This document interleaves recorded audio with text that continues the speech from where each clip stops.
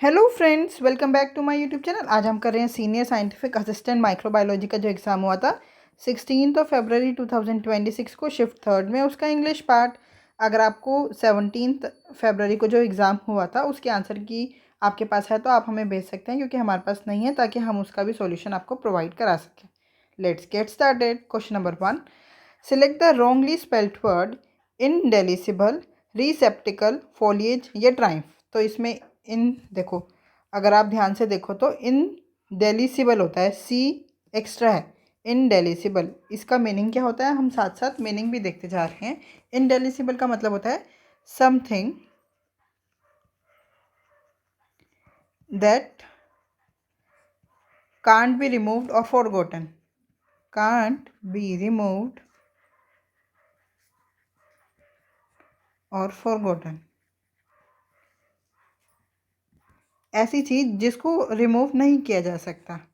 रिसेप्टिकल, रिसेप्टिकल का क्या मतलब होता है, a container or place where things are kept and stored. A container or place where things are kept और स्टोर्ड। हम एग्जाम्पल के लिए कह सकते हैं, अ डस्टबिन इज़ अ रिसेप्टेबल और रिसेप्टेबल फॉर वेस्ट। डस्टबिन के अंदर हम वेस्ट डालते हैं ना, इसलिए। फॉलिएज, फॉलिएज का क्या मतलब होता है, leaves of plants and trees, especially they are especially when they are growing thickly. Leaves of plants or trees, especially when they are growing, G-R, growing thickly. Triumph, triumph का क्या मतलब होता है, अ ग्रेट विक्ट्री और success. A great victory और success. तो हमारा answer क्या हो गया, option number 1 is the correct answer. Question number 2, select the most appropriate option to fill in to correct the underline part of the given sentence. Underline part ये है, I wanted to go for a walk so I it start raining. देखो यहाँ पे क्या है, दो sentence दे रखे हैं, मेरे को वॉक पे जाना था लेकिन रेन स्टार्ट हो गई। तो जो ये सो है ना, ये कंजक्शन है, और कैसा कंजक्शन है, जो रिजल्ट शो करता है। बट हमारे को यहाँ पे ऐसा कंजक्शन लगाना है जो कंट्रास्ट शो करे। क्या शो करे, कंट्रास्ट, क्योंकि ये दो अलग अलग सेंटेंस है कि मेरे को वॉक पे जाना था लेकिन बारिश स्टार्ट हो गई, है ना। तो कंट्रास्ट कौन शो करता है, but I wanted to go for a walk but it start raining. Question number 3, in the sentence the historian account was marked by a tendency of wonder from the main topic, which among the options is the correct one word substitute for the underlined section। देखो underlined section क्या है, a tendency to wander from the main topic, मतलब tendency है कि वो main topic से थोड़ी temporary के लिए भटक जाता है, वो किसी और टॉपिक पे पहुंच जाता है। तो देखो डाइवर्जेंस का क्या मतलब होता है, moving apart in different directions. Moving apart in different directions।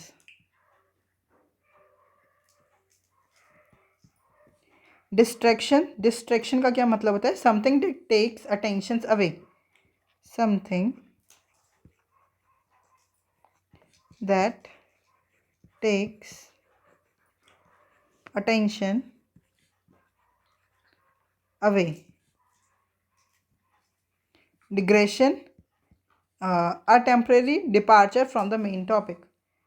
a temporary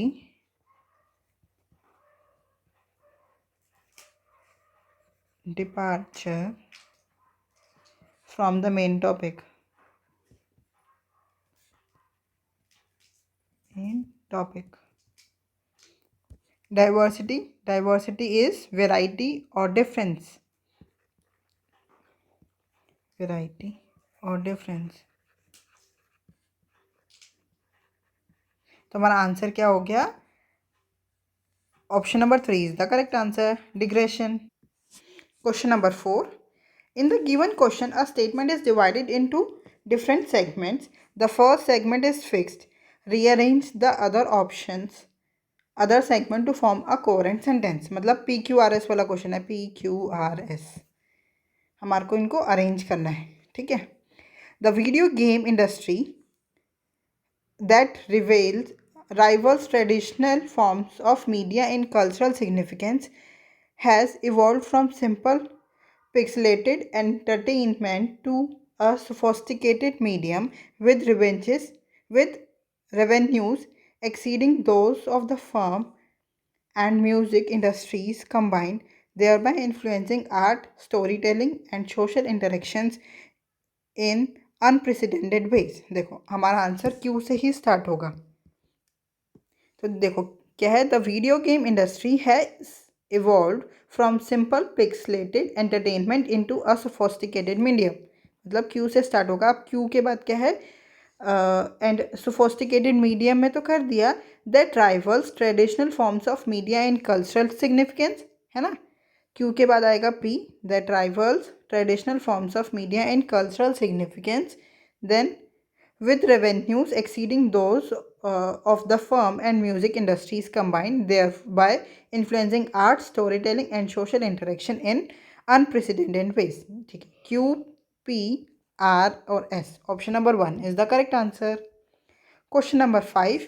In the sentence, during the leadership seminar, Mr. Kumar emphasized the importance of remembering that one should not criticize others for faults one possesses oneself.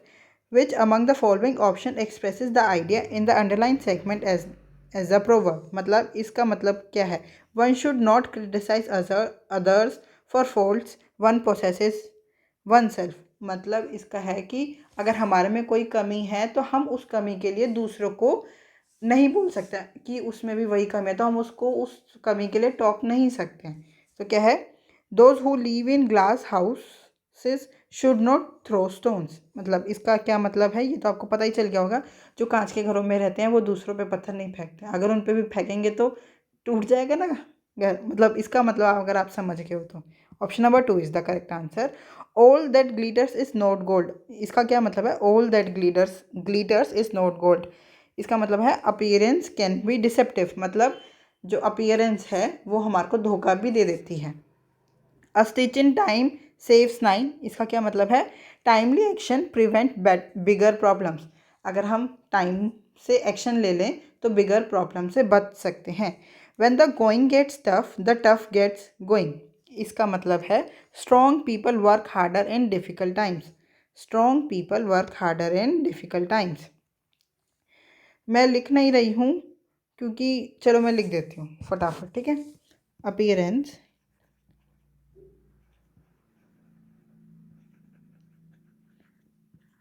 can be deceptive. A stitch in time saves 9. Timely action prevents bigger problems.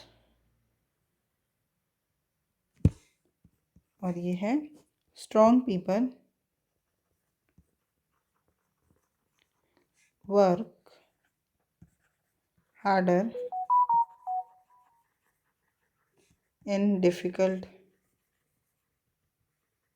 times. Question number 6. Select the most appropriate option that rectifies the highlighted segment in the given sentence. Their endurance friendship lasted through decades of trials and tribunals. देखो ये जो friendship है इसके लिए हमें कैसा word चाहिए, एक एडजेक्टिव चाहिए. फ्रेंडशिप को जो डिस्क्राइब करे हमारे को वो एडजेक्टिव चाहिए. एंड्योरेंस क्या है, एंड्योरेंस एक नाउन है बट हमारे को यहाँ पे एडजेक्टिव चाहिए जो फ्रेंडशिप को डिफाइन करे. एंड्योर्ड पास्ट टेंस हो गया वर्ब का. Enduring is adverb sorry, enduringly is adverb और enduring is adjective. और enduring का क्या मतलब होता है? lasting for a long time, lasting for a long time मतलब ऐसी फ्रेंडशिप जो बहुत समय तक चले. Answer option number 3 is the correct answer. Question number 7. Choose the correct antonym of the word highlighted in the following sentence. The scientist conducted a series of empirical tests to validate her hypothesis. Empirical, यहाँ पे empirical का क्या मतलब है? Empirical का मतलब है based on observation, experiment और experiences rather than theory. Based on observation,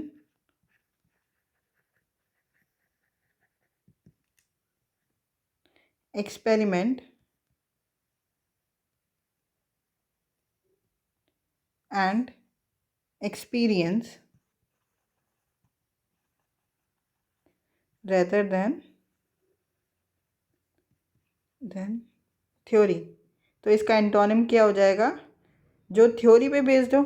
observational तो मतलब बिल्कुल सेम ही हो गया, जो ऑब्जर्व किया हो. अनबाइस्ड यहाँ पे तो रिलेटेड नहीं है, जिसमें बाइस ना हो. कॉम्प्लेक्स बहुत मुश्किल मतलब उलझा हुआ. थ्योरेटिकल मतलब जो बेस्ड ऑन थ्योरी हो, ना कि ऑब्जर्वेशन पे. तो आंसर क्या हो गया हमारा? Option number 4 is the correct answer. Question number 8. In the sentence, the laboratory must follow procedures that ensure complete cleanliness and absence of contamination. Which among the option is the correct one-word substitute for the underlined segment? क्या है? Complete cleanliness and absence of contamination. Sterility का क्या मतलब होता है? Complete freedom from bacteria and contamination. Complete freedom from bacteria or contamination.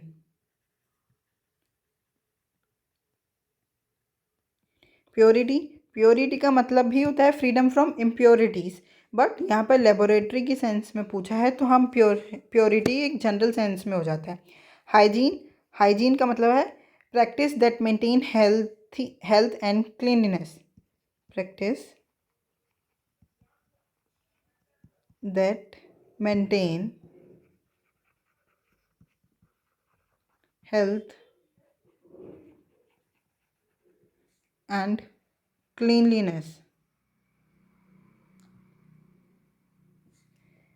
Civility is politeness and courtesy. Politeness. Answer क्या हो गया हमारा? Option number 1 is the correct answer. Question number 9. In the sentence, the doctor concluded that the patient was a person who walks while sleep.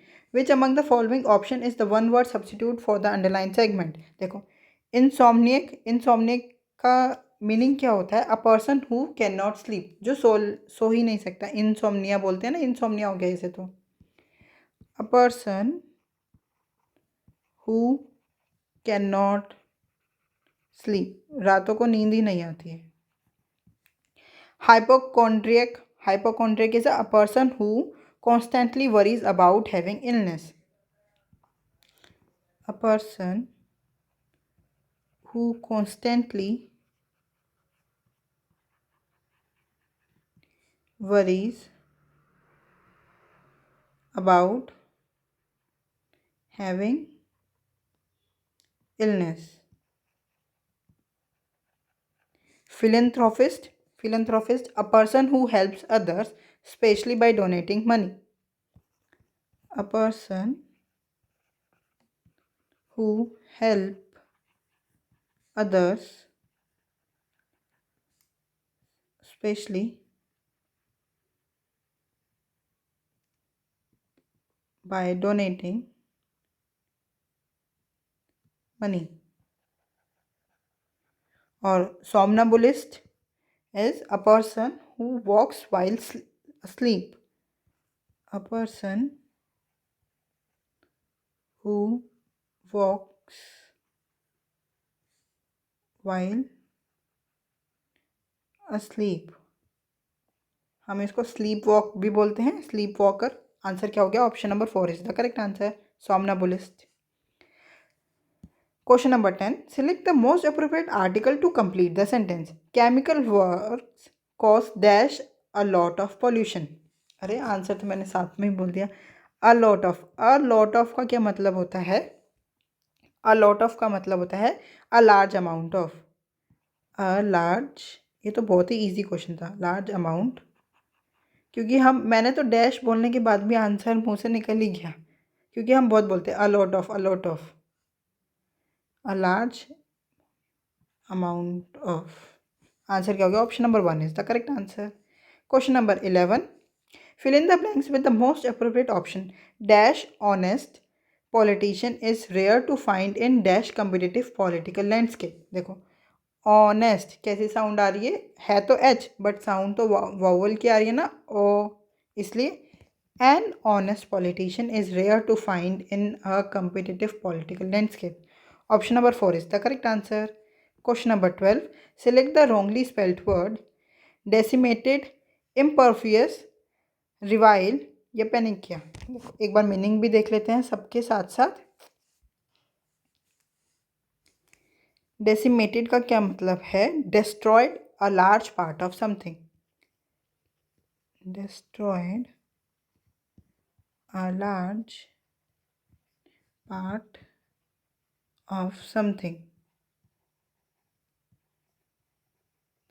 और इसकी spelling भी ठीक है, decimated. Impervious, impervious, E extra है, इम्परवियस। इम्परवियस का क्या meaning होता है? Unaffected by something, unaffected by something.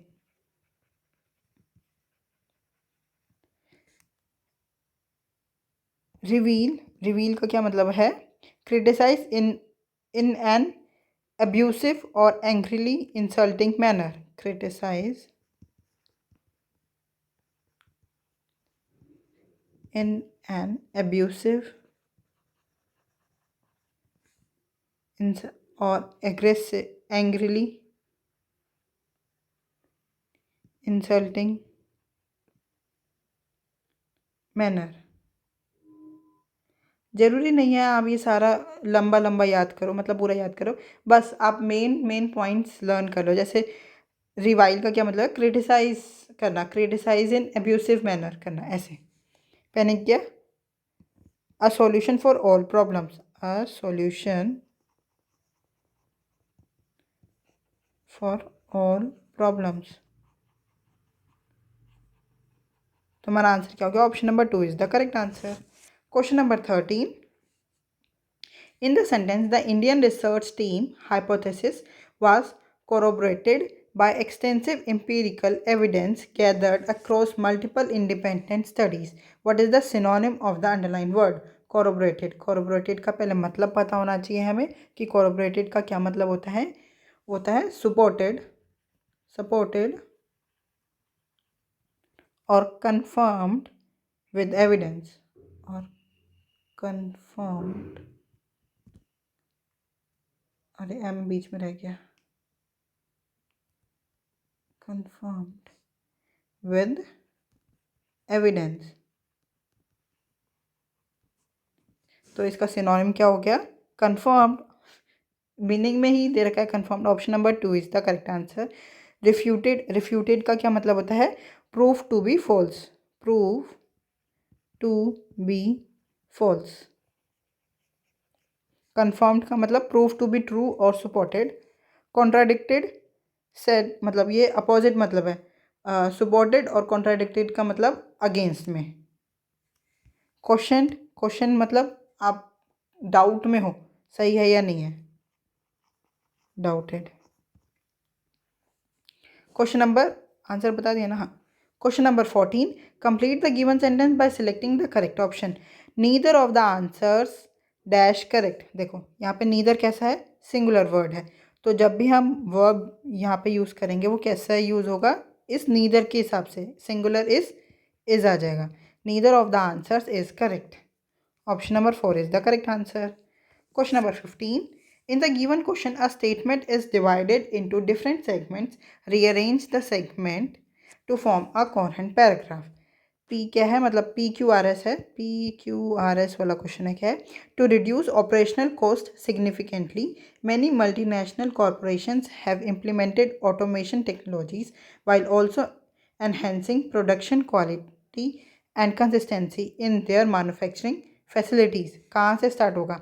देखो, या P से Q से R से S सबसे ही स्टार्ट हो सकता है, मतलब तो हमारे को ये खुद भी आइडेंटिफाई करना पड़ेगा।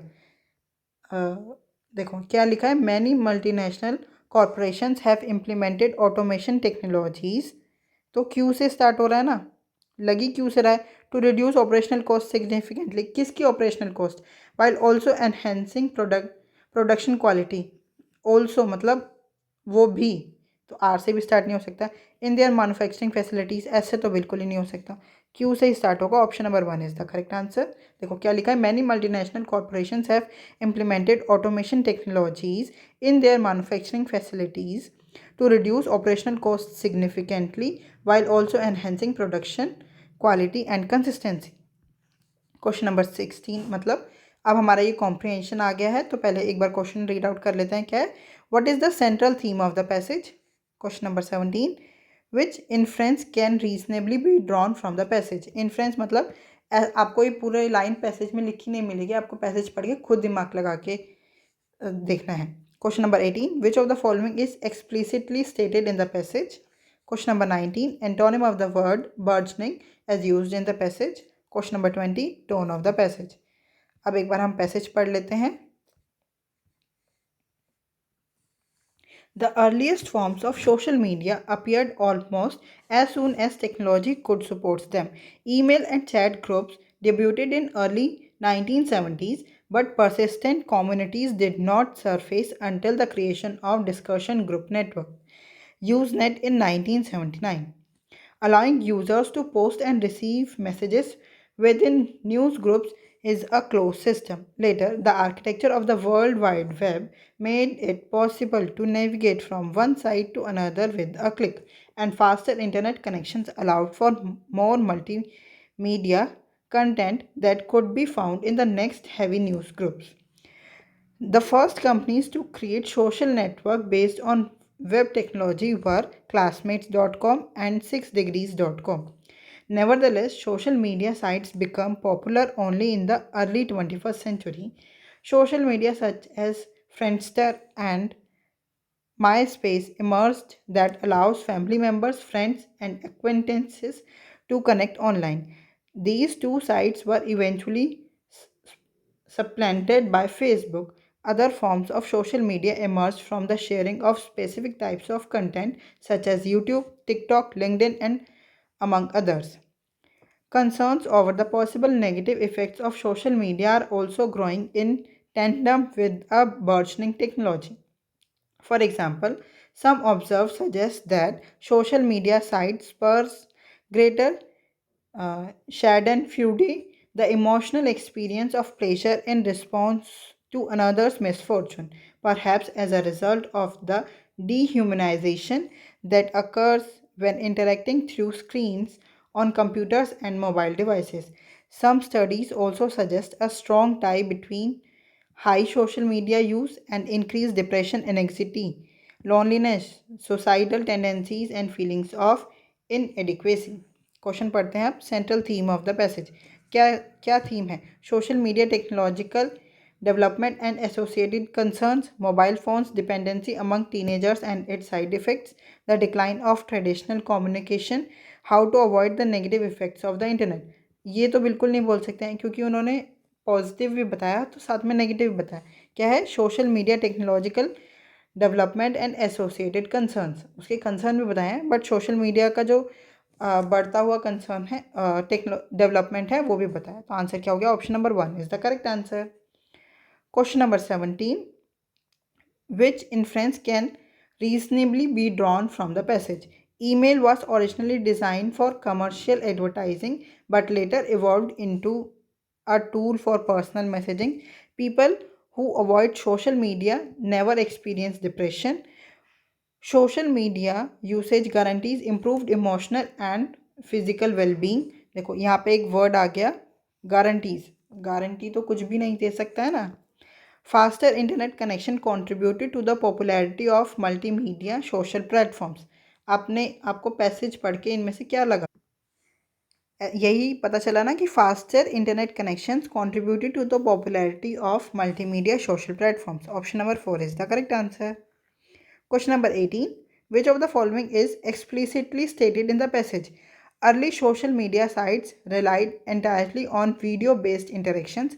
Facebook is the first social networking site ever created. TikTok emerged before MySpace.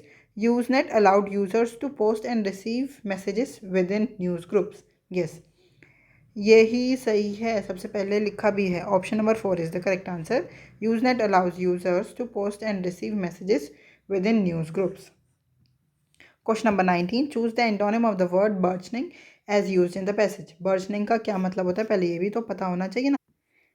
Burgeoning का मतलब होता है रैपिडली ग्रोइंग और एक्सपेंडिंग। रैपिडली ग्रोइंग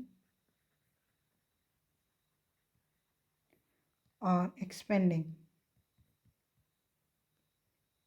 तुम्हारा एंटोनिम क्या हो जाएगा? जो डिक्रीज हो रहा हो, रिड्यूस हो रहा हो। Regressive, regressive is moving backward, moving backward.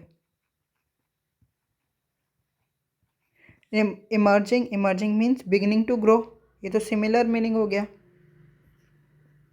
Beginning to grow.